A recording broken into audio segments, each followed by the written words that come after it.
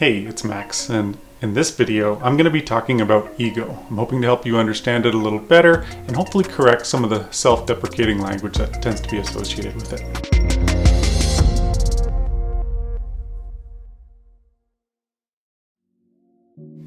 So ego today, actually, I would say has a bit of a PR problem, and that's because it has a dirty cousin, egotistical. And egotistical is generally associated with the more narcissistic side of people, and so therefore it gets framed in a negative light. People don't realize, though, that the ego is a ubiquitous part of you. It is all pervasive through all of your thinking, and it's not something that you should be thinking of in negative terms. That's harming you, because language is powerful, right? So I think the easiest way to relate to you what ego is in my terms would be to have you consider what you are. You are this physical entity that is a single locus of experience that is fed by all of these external inputs, your senses, right? And so everything is feeding in to one locus of experience, and the result of all of this over time, from the point you were born till now, is that you relate everything in an I sense. And that's what ego is, actually. It is the I. It is the I am. Okay? When you say something and say, I am X, that is ego, right? You are identifying with I. Okay? So, by considering that very plain fact, you can then say that ego is the vantage point of personal perspective, okay? It's quite simple. It's there at any given moment, it's ubiquitous, and it never leaves you. It's not something that you have to consider being separate from you. You can move yourself into a position mentally where you're looking at things that you are doing and making decisions, but at no point does it ever become not part of you. You always have it. It's always there. So this is going to seem like a tangent, but it all ties back in. Bear with me. Recently, I was considering making a different video, and it is to look at the subject-object nature of our existence. We are this object, this mass of neurobiological material, yet we all know that we live in a much more subjective reality. We are not just a character, we are a character that exists in relation to a narrative backdrop. And all of our rationalizations and our thoughts about the world tend to be lensed through not only the character, but in relation to that narrative backdrop, right?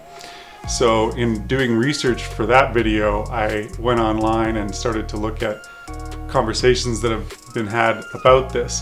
And immediately I was pulled into the topic of dualism, which is a term that is generally brought up in religious conversations.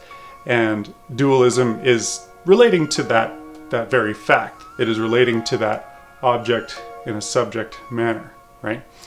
But what was clear to me when I was watching all of these really pedantic philosophical debates on the topic is that everybody that was making a case was doing so through their ideological lens, right? And so they were generally religious topics, and so all of the assertions that they made were done so to justify their stance in relation to their creator.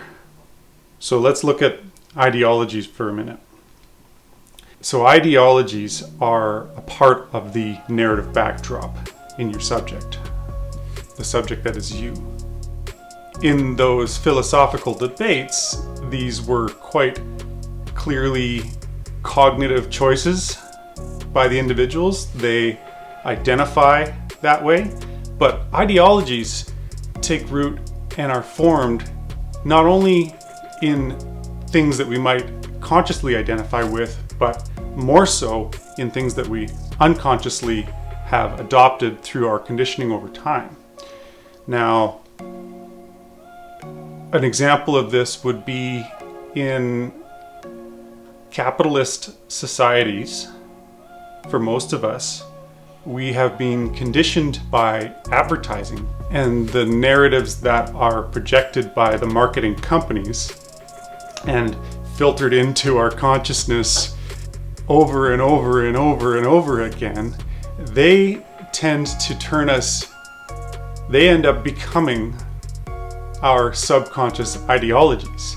And so when we look out at a situation, we then will make assertions based on whatever those subconscious ideologies tells us to make those assertions on. Like, we'll say that I deserve a new vehicle, or I see myself a certain way, which is being a successful person with this type of clothing and vacations in fancy places, those type of things, right? Today we live in a world where we tend to group into tribes online, and this is an algorithmic filtering. We live in a time of algorithmic tribalism, right? And all of these things feed into our conditioning and end up becoming a part of the assertions that we make when we say I. This is all feeding into ego. And so we could also define ego through the lens of that narrative backdrop and say that ego is conditioning, perpetuating individuation, right? So now consider you identifying yourself as someone who is becoming enlightened. There is a trend online now that I've noticed where there will be somebody saying the ego says this in this situation, but the higher self says this. And in those moments, the person is reacting and then recognizing a greater truth that could be realized from it, right?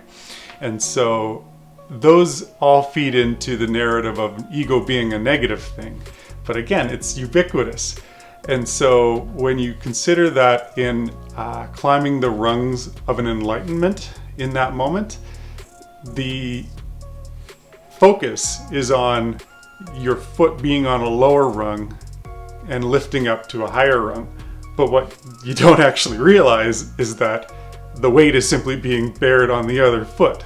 The feet touching the rungs are ego at work, and the ego will always be standing somewhere, right? So again, I just hope that this dispelled a bit of the confusion that you might have around ego and what it is. And it's something that I like to think about regularly, and I hope this has shed some light on it for you. Thanks for listening.